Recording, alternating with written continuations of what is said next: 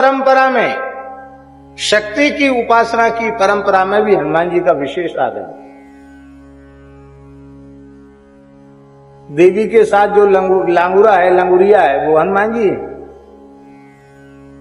शाक्त परंपरा में भी हनुमान जी, वैष्णव परंपरा में तो है ही, नाथ परंपरा में हनुमान जी। सनातन धर्म का कोई ऐसा संप्रदाय नहीं है जिसमें हनुमान जी का विशेष आदर न, सर्वत्र श्री हनुमान जी का आदर। ये जो चरित्र हम कह रहे हैं हनुमान जी का, इसमें मूल आश्रय लेकर कह रहे हैं श्रीमद् वाल्मीकि रामायण का। राम जी ने हनुमान जी के संबंध में कहा, शौर्यम दार्क्ष्यम बलम धैर्यम प्रज्ञता नय साधनम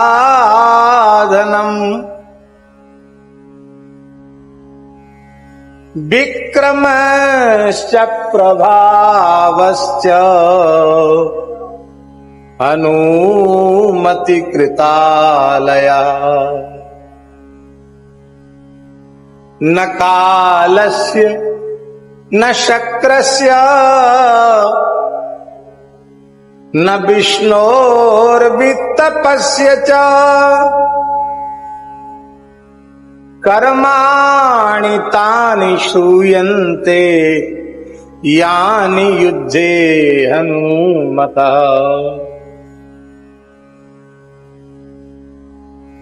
वाल्मीकि रामायण में महर्षि अगस्त्य वर्णन कर रहे हैं उत्तरकांड में, स्वर्ग की एक अप्सरा थी।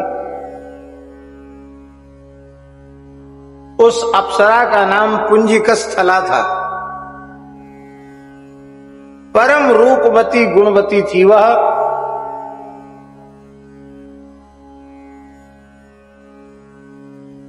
देखो, रूप होना, कोई विशिष्ट कला होना, गुण होना, ये तो बहुत अच्छी बात है, पर उसका अहंकार होना ये बहुत बुरी बात है। अहंकार से ही मनुष्य पतन के गर्त में गिरता है। वाल्मीकि रामायण में लिखा, पतनांता समुश्रया, जितना अहंकार पूर्वक ऊपर चढ़ोगे उतना नीचे गिरना पड़ेगा। अहम शून्य होना चाहिए। हम भगवान के हैं, भगवान हमको जहां रखें, वे चरणों में रखें, हृदय से लगा के रखें, और उनकी राजी होए तो अपने सिर पे हमको बिठा लें, ये उनकी इच्छा है। बस हम उनके हैं, ये बात।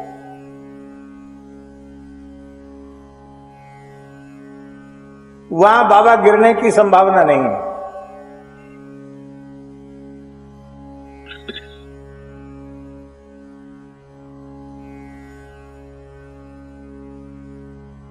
ज्ञानी पुरुष जो होते हैं,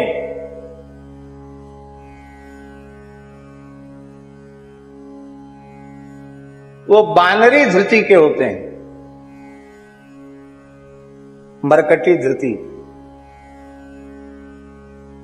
और जो भक्त पुरुष होते हैं वो मार्जारी धृति के होते हैं।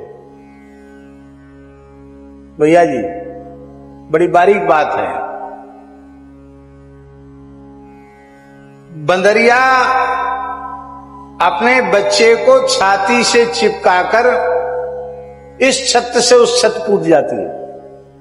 अपने वृंदावन में देखते ही इस पेड़ से उस पेड़ पे कूद जाती है, और बंदरिया का छोटा सा बच्चा ऐसे पकड़ के रखता है, और उस बच्चे की पकड़ न ढीली भई नहीं, तो बंदरिया की जिम्मेवारी नहीं है। वो बच्चा गिर के मर जाता है, और मोह के कारण मरे हुए बच्चे को भी बंदरिया छाती से लगा के घूमती है। हम लोग ये तमाशा देखते हैं अयोध्या वृंदावन चित्रकूट में।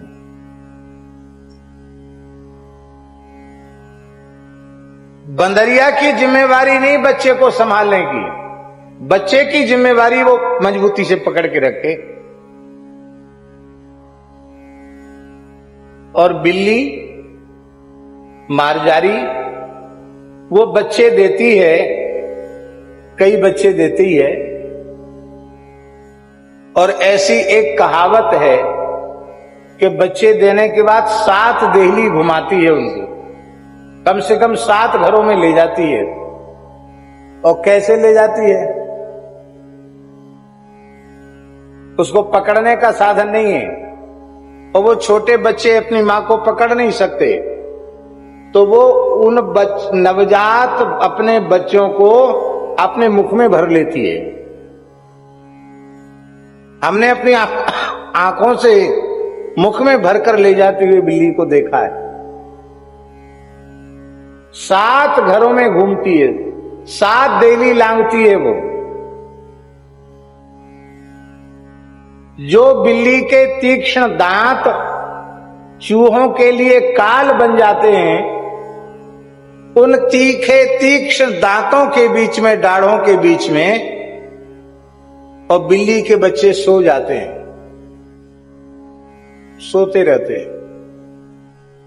उनको घाव की तो क्या चले, उनका रोया तक नहीं झड़ता है। उन्हीं दांतों से चूहों को पकड़ती है, वो दांत चूहों के लिए काल बन जाते हैं, और उन्हीं दांतों से बच्चों को पकड़ती है, अपने बच्चों को पकड़ती है। वो दांत उन बच्चों के लिए पुष्प के जैसे कोमल हो जाते हैं, बच्चों को नींद आ जाती है। ज्ञानी पुरुष भगवान को पकड़ते हैं, और उनकी पकड़ ढीली भई नहीं कि सावधानी हटी की दुर्घटना घटी। और भक्त भगवान को नहीं पकड़ते, अपने आप को भगवान के सुपुर्द कर देते हैं। बस आप जहां रखो, जहां ले चलो, जहां ले जाओ। ये जो स्थिति है, अपने आप को भगवान के चरणों में समर्पित कर देना, सर्वतो भावेन, यह जीव के लिए निरापद स्थिति है। इसमें कोई संकट नहीं है, इसमें कोई विपत्ति नहीं है। हमने अपने आप को भगवान के चरणों में समर्पित कर दिया है, इसकी अनुभूति हम कैसे करें? बहुत ध्यान दें। ऊंचे से ऊंचा सम्मान, ऊंचे से ऊंचा पद, ऊंचे से ऊंची प्रतिष्ठा प्राप्त होने के बाद भी अहंकार ना आवे, तो समझ लेना कि हमने अपने आप को भगवान के लिए समर्पित कर दिया है। और अहंकार आ गया तो इसका मतलब हमारा समर्पण ठीक से हुआ ही नहीं। हमें बड़ी प्रसन्नता है कि हमारे अत्यंत प्रिय श्री धीरेन्द्र कृष्ण शास्त्री जी, जिनको सब लोग बागेश्वर धाम वाले महाराज कहते हैं, उनको भगवान ने बहुत ऊंचाई पर बहुत जल्दी पहुंचाया। लेकिन इसके बाद भी उनका जो अपने से बड़े पूज्य संतों के प्रति पूज्य भाव, विनम्र भाव, और उनके प्रति आदर का जो भाव है, वो यह प्रमाणित करता है कि निश्चित श्री हनुमान जी ने, रघुनाथ जी ने उनको अपना रखा।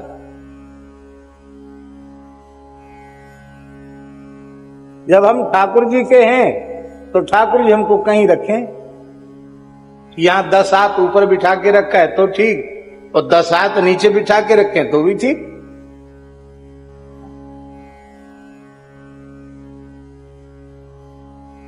और यही है श्री हनुमान जी का चरित्र।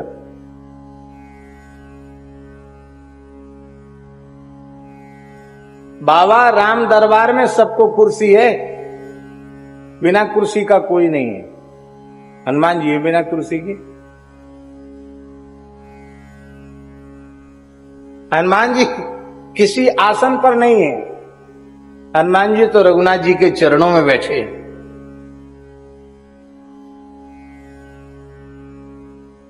बाबा कोई पद स्वीकार नहीं किया हनुमान जी ने, कोई प्रतिष्ठा स्वीकार नहीं की। उसका परिणाम यह है कि सारे संसार में राम जी से ज्यादा हनुमान जी के मंदिर हैं। राम जी से ज्यादा नहीं, सब देवी देवताओं के मंदिर एक तरफ और हनुमान जी एक तरफ।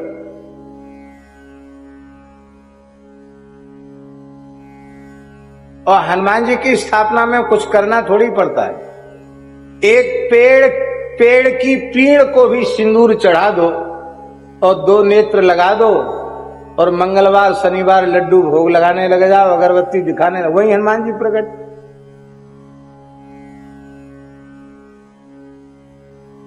महाराज जी पुराने हनुमान जी के विग्रह में कई जगह संत आकर बैठे, उन्हें किसी शिला में ही महावीरी चढ़ा दी और हनुमान जी वहां प्रकट हो गए, सिद्ध हनुमान जी हो गए।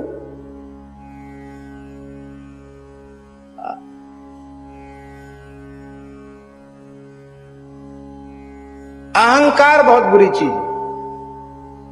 भक्ति के मार्ग के 5 कांटे हैं।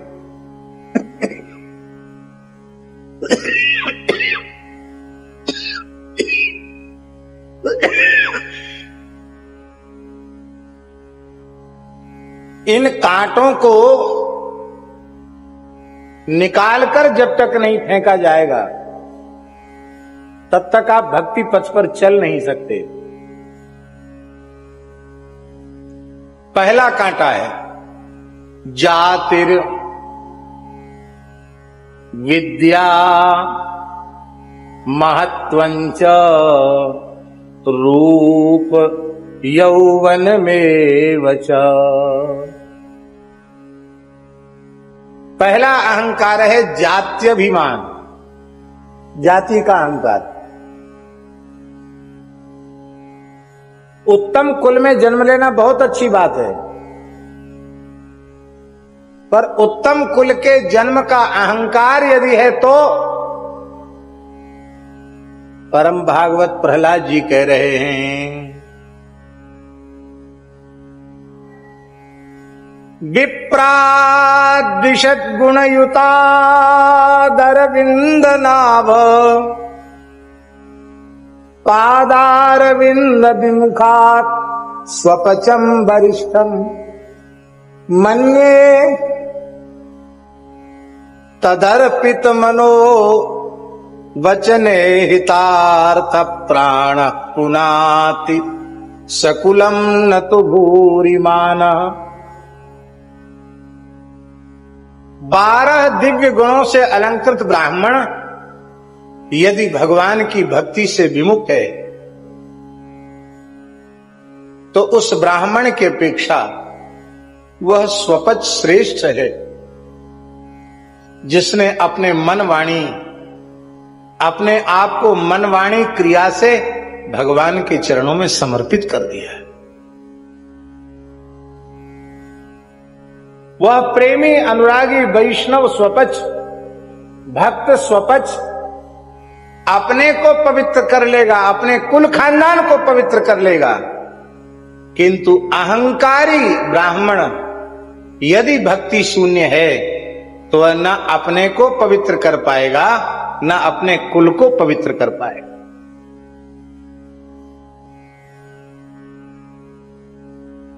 उच्च कुल में जन्म है, भगवान की कृपा है, तो हम ऐसे काम करें कि हम समाज में एक आदर्श की स्थापना करें। हमारा आचार हमारे लिए कल्याणकारी तो हो ही, संपूर्ण राष्ट्र और संपूर्ण समाज के लिए हमारा व्यवहार, हमारा आचार कल्याणकारी हो, प्रेरणा के योग्य, प्रेरणा देने के योग्य हो। मनु जी क्या कह रहे हैं? हमारे बुंदेलखंड की धरती के एक राष्ट्रीय महान कवि श्री पाठक जी विराजमान हैं। यद्यपि आपने कहा था कि आपको कवि सम्मेलन में पूरा रहना है, और बहुत देर हुई थी कवि सम्मेलन में, और फिर भी हमने सुना पूरा। लगभग 12 बजे तक तो सुना ही होगा, क्योंकि इतनी सुंदर आवाज स्पष्ट सुनाई पड़ रही थी। लेकिन वो चला तो बहुत देर तक, 2 बजे तक चला कवि सम्मेलन।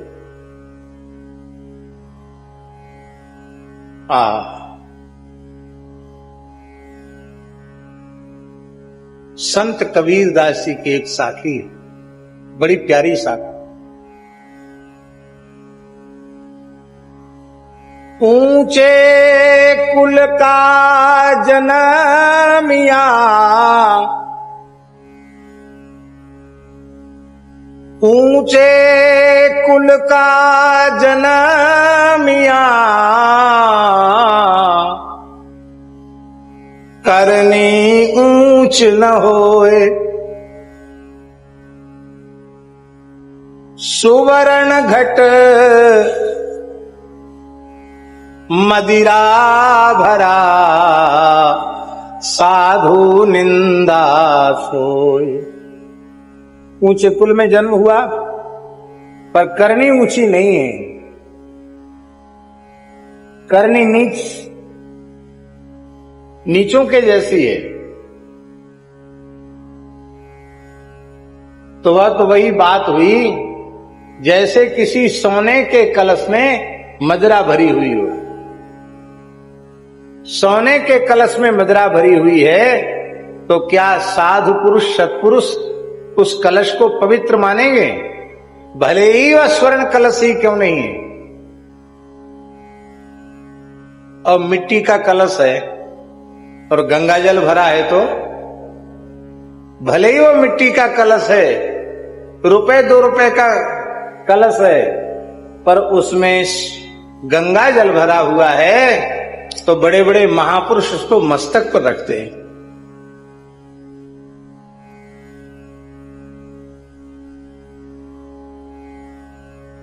उत्तम कुल में जन्म लेना अच्छी बात है, पर उत्तम कुल का अहंकार होना अच्छी बात नहीं। ये अपराध की सृष्टि करने वाला है। हम ब्राह्मण हैं आचार्य जी, हम ब्राह्मण हैं तो हम अनुभव करें। ब्राह्मणस्य शरीरोयम शूद्र कामाय नेष्यते, कृच्छ्राय तपसे चेह प्रेत्यानंत सुखाय जय। ये अनुभव करके ऐसा जीवन हम बनावें कि ब्राह्मण का शरीर क्षुद्र कर्म करने के लिए नहीं है, कष्ट पूर्वक तप करके अनंत ब्रह्मानंद की प्राप्ति के लिए ये ब्राह्मण का शरीर मिला है। ऐसा अनुभव करके हम सावधान होकर भजन में लग जाएं, ये अच्छी बात है। विद्वान होना बहुत अच्छी बात है, पर विद्वत्ता का अहंकार होना अच्छी बात नहीं।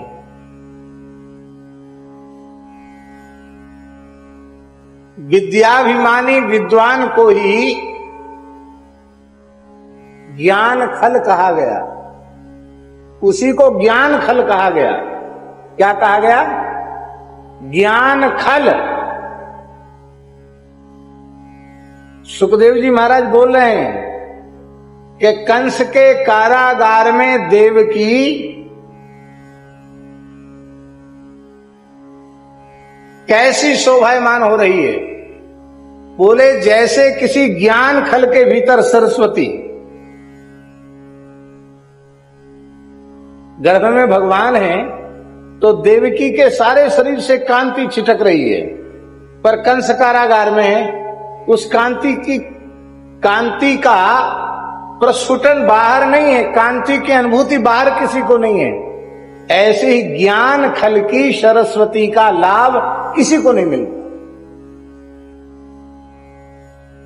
अहंकारी विद्वान अपनी विद्या का लाभ न स्वयं ले पाता, न अन्यों को दे सकता। विद्वान होना अच्छी बात है, पर विद्याभिमान होना अच्छी बात नहीं।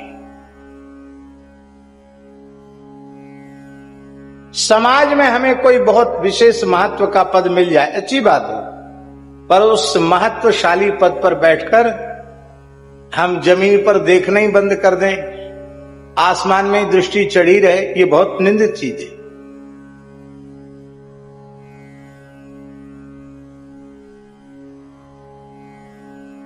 रूपवान होना बहुत अच्छा है, पर रूप का गुमान होना अच्छा नहीं। अरे भाई, किस चीज का गुमान कर रहे हो?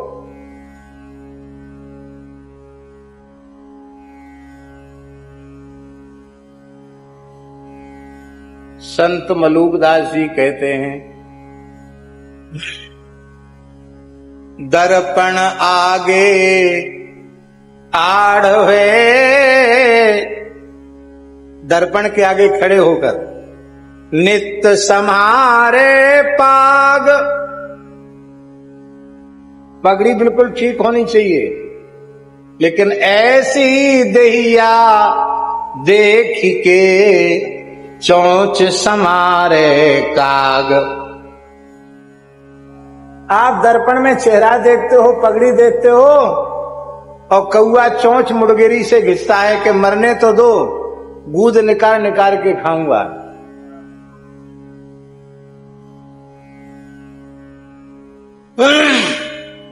सुंदर देही देख के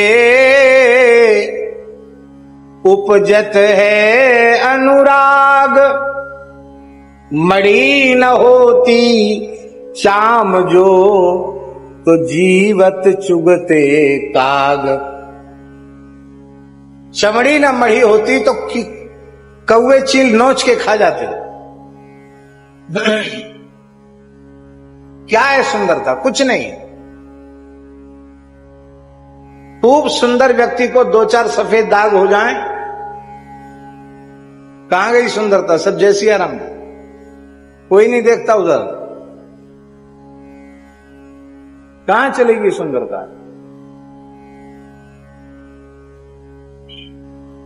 युवावस्था अच्छी चीज है। देखो, मनुष्य के जीवन का स्वर्ण काल है उसकी युवावस्था। ये स्वर्ण काल है प्रत्येक मनुष्य का, युवावस्था।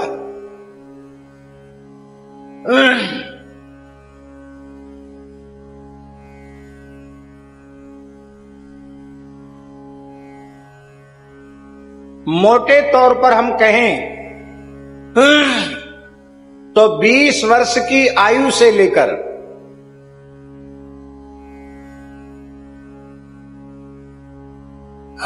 अधिकतम 50 वर्ष की आयु का काल, 50 वर्ष तक की अवस्था, ये प्रत्येक मनुष्य के जीवन का स्वर्ण काल है। इसमें आप जितना चाहो उतना श्रम कर सकते हो, और जो चाहो वह आप प्राप्त कर सकते हो।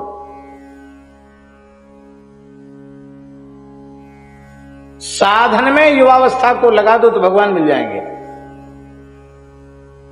परम श्रद्धेय पूज्य श्री घनश्याम ठाकुर जी ने अपनी युवावस्था साधन में समर्पित की, संतों के अनुगत्य में रहकर भगवत साक्षात्कार प्राप्त किया। पूज्य श्री वेणुमल कुंजवाले महाराज जी ने अपनी युवावस्था साधन में अर्पित की, भगवत साक्षात्कार प्राप्त किया। पूज्य सद्गुरुदेव भक्तमाली जी ने 18-19 वर्ष की आयु में काशी में गृह त्याग किया, अपनी युवावस्था साधन में अर्पित की, भगवत साक्षात्कार प्राप्त किया। विद्या के लिए समर्पित कर दो, कला के लिए समर्पित कर दो, चाहे तप के लिए समर्पित कर दो, चाहे सेवा के लिए समर्पित कर दो। आप अपनी युवावस्था को जिस क्षेत्र में लगा देंगे वहीं आपको सर्वोच्च अवस्था प्राप्त हो जाएगी। ईमानदारी से आप उसको लगा।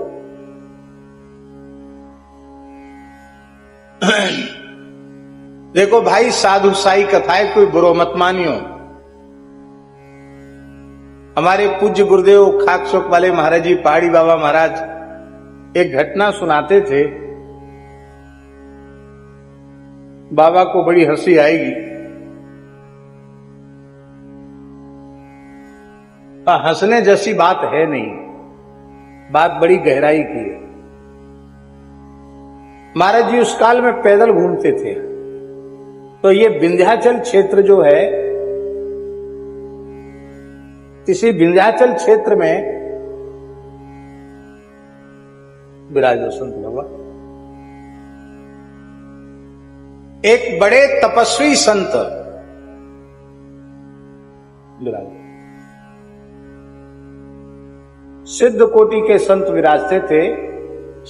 ये विंध्याचल क्षेत्र की बात है।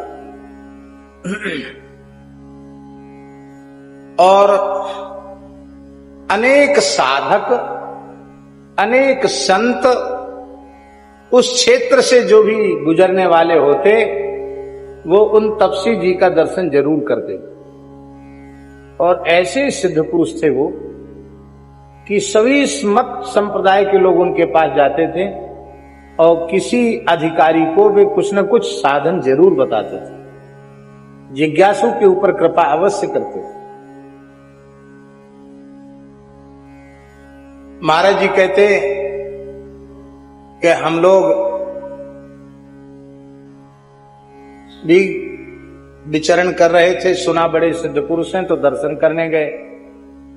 दर्शन करने गए तो वहां एक विचित्र घटना घटी। उन संत जी के पास, ब्रह्मचारी जी महाराज, उन संत जी के पास कुछ माताएं बैठी थी और भक्त लोग भी बैठे थे।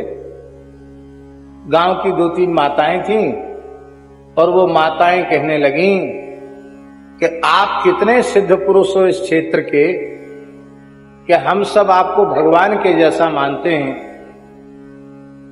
और साधुओं में कैसे कैसे ऊट पटांग लोग घुसे हुए हैं। बाबा हम साधुओं की शिकायत करने आई है। बाबा ने कहा क्या शिकायत? बोले हम लोग कुआं पर पानी भर रही थी और कुछ साधु बाबा यहां से त्यागी तपस्वी निकल रहे थे, तो वो आपस में बातचीत कर रहे थे। क्या कर रहे थे? बोले वो कह रहे थे अगली को छोड़ और पिछली को छोड़, बीच वाली को धर रगड़।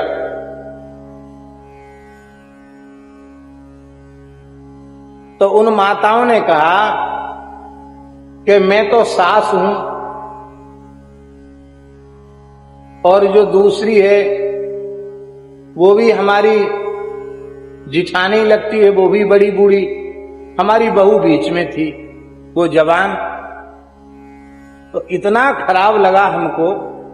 बाबा 1000 गाली दी हमने, और बाबा जियों को कोई परवाह नहीं, वो तो कहते हुए चले गए। क्या कहा साधुओं ने? अगली छोड़ और पिछली छोड़, बीच की को धर रगड़। तो महाराज जी कहते हमने यही सत्संग सुना उन संत का। उन संत ने कहा कि तुमने संतों के वचनों में अपनी वासना वासित वृत्ति लगाई और ये बहुत बड़ा अपराध किया। ये ठीक नहीं। उनको तुम लोगों से कोई लेना देना नहीं। वो संत बातचीत कर रहे थे। क्या बातचीत कर रहे थे? शिष्य के पूछने पर वयोवृद्ध संत कह रहे थे कि अगली छोड़, अगली माने बाल्यावस्था छोड़ो, खेलने कूदने में चली गई, और पिछली छोड़, पिछली वृद्धावस्था भी छोड़ दो, क्योंकि वो भी पराधीन होकर के जाने वाली है, शरीर में आसक्ति हो जाएगी। केवल बीच की युवावस्था है, उसको साधन में धर रगड़ो। पर तुमने संत की वाणी को गलत अर्थ लगाकर अपने ऊपर ले लिया और इसलिए तुमने संतों का अपराध किया। अब संतों से क्षमा मांगो। महाराज जी कहते थे विलक्षण घटना थी। जो संत अगली छोड़ पिछली छोड़ बीचली को धर रगड़, वो भी वहीं बैठे थे। और उन संतों ने कहा बाबा सच्ची बात है, हमें तो पता ही नहीं था कि यहां कोई माताएं खड़ी होकर पानी भर रही हैं। हम तो अपनी बातचीत करते जा रहे थे। तो ये बहुत बड़ी चीज है। बीच की को धर रगड़, ये बीच वाली अवस्था ही मनुष्य के जीवन का स्वर्ण काल है।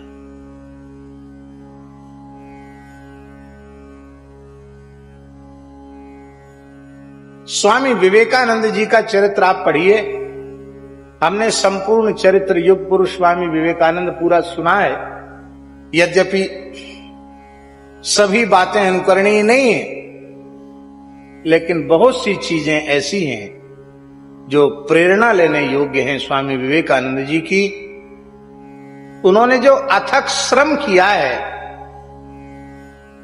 शायद कोई मनुष्य इतनी कम आयु में इतना अधिक श्रम नहीं कर सकता जितना अधिक श्रम स्वामी विवेकानंद ने।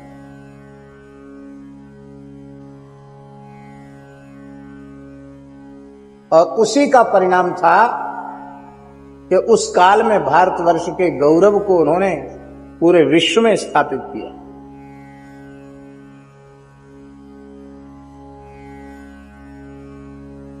उनतालीस वर्ष की आयु में तो वे उनका शरीर पूरा हो गया, शरीर शांत हो गया। कितने वर्ष की आयु?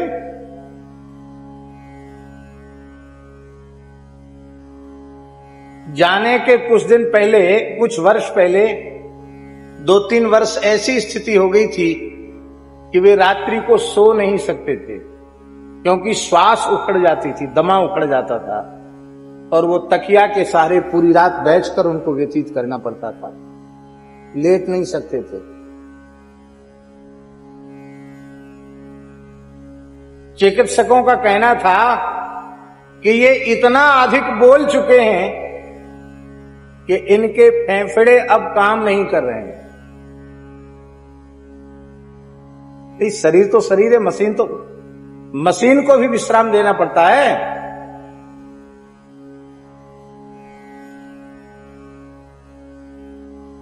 और वो कहते भी थे, मैंने अपने शरीर पर अत्याचार किया है, तो शरीर अब हमको उस अत्याचार का फल दे रहा है।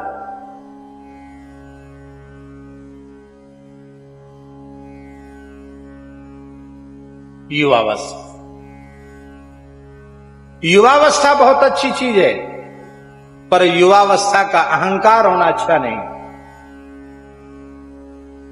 उस पुंजकस्थला नाम की अप्सरा में एक में देव योनि की दिव्य अयोनिजा अप्सरा हूं, इस बात का अहंकार था, जाति का अहंकार था, रूप का अहंकार था, युवावस्था का अहंकार था, प्रतिष्ठा का अहंकार था, विद्या का, कला का अहंकार था। उस अहंकार के कारण उस पुंजकस्थला नाम की अप्सरा ने एक तपोधन ऋषि का उपहास किया और उन ऋषि के शापवश ऋषि ने कहा, तुझे अपने रूप का इतना गुमान है तो तू बानरी हो जा। बानरी होने का शाप दे दिया। ये शापवश कुंजर नामक बानर की कन्या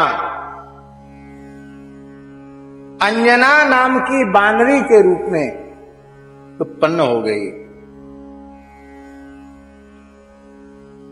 कल्प भेद से अंजना को महर्षि गौतम की पुत्री भी कहा गया।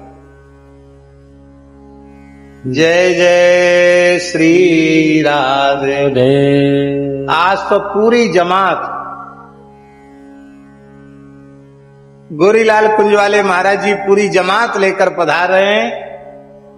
हम दंडवत प्रणाम करते हैं। श्री राम जय जय राम, श्री राम जय राम जय राम श्री राम जय राम जय जय राम श्री राम जय राम जय जय राम श्री राम जय राम जय जय राम श्री राम जय राम जय जय राम श्री राम जय राम जय जय राम श्री राम जय राम जय जय राम श्री राम जय राम जय जय राम श्री राम जय राम जय जय राम श्री राम जय राम जय जय राम श्री राम जय राम जय जय राम श्री राम जय राम जय जय राम श्री राम जय राम जय जय राम श्री राम जय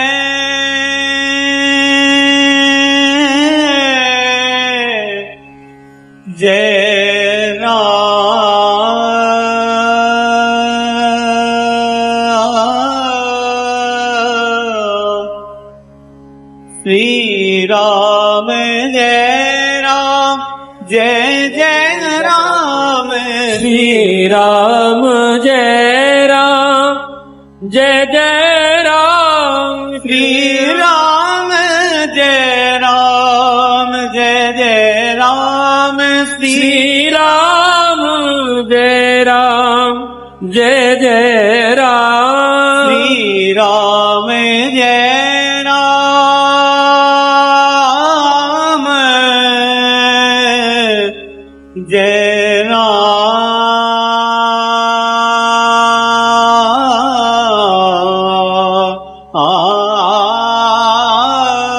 श्री राम जय राम जय श्री राम जय राम जय जय राम श्री राम जय राम जय जय राम श्री राम जय राम जय जय राम श्री राम जय राम जय जय राम श्री राम जय राम जय जय राम श्री राम जय राम जय जय राम श्री राम जय श्री हनुमान जी महाराज की जय, सन्यासी बाबा की जय, श्री मलुकपीठ बिहारी बिहारिणी जू सरकार की जय, सदगुरुदेव भगवान श्री भक्तमाली जी महाराज की जय। मुद मंगलमय संत समाजो जो जगजंगम तीर्थ राजो। आज यहाँ पर हम सबके मध्य में तीर्थराज प्रयाग ही प्रकट हो गया है। जैसे कि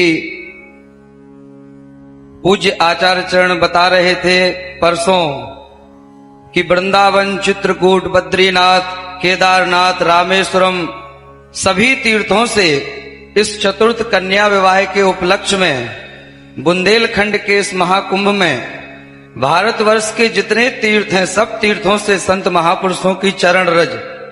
अब जिस तीर्थ से जो संत पधार रहे हैं उनकी पानही में लग करके, पादुका में लग करके, उनकी गाड़ी में लग करके उस तीर्थ की चरण रज बागेश्वर धाम तक आ रही है, तो निश्चित ही प्रत्येक तीर्थ की यहाँ पर उपस्थिति हो रही है। और आज गणा ग्राम बागेश्वर धाम प्रयागराज के रूप में यहाँ पर दर्शन दे रहा है हम सबको। उसी मध्य में पूज्य गोरीलाल कुंज वाले महाराज जी का आगमन हुआ। जगत गुरु स्वामी श्री राघवाचार्य जी महाराज श्री धाम अयोध्या से पधारे हैं। श्रीमन माधव गौड़ेश्वर श्री पुंडरी गोस्वामी जी महाराज श्री धाम वृंदावन से कृपा पूर्वक हम सबके मध्य विराजमान हैं। खूब संतों का दर्शन हो रहा है और पूज्य हमारे सदगुरुदेव भगवान व्यासपीठ पर विराजमान हैं। महाराज जी कहते हैं कि कथा का फल ही संत दर्शन है और संत वाणी है, तो निश्चित ही हनुमत कथा का फल हम सबको आज मिल गया, जो संतों का दर्शन हो रहा है यहाँ पर। पूज्य अयोध्या से पधारे जगत गुरु जी महाराज को अभी प्रस्थान भी करना है कहीं के लिए, और पूज्य राधा रमण वाले पूज्य महाराज जी को, इसलिए हम पूज्य अयोध्या वाले महाराज जी से प्रार्थना करेंगे उनके चरणों में कि आप अपने आशीर्वचन से हम सबको लाभान्वित करें। पूज्य महाराज श्री।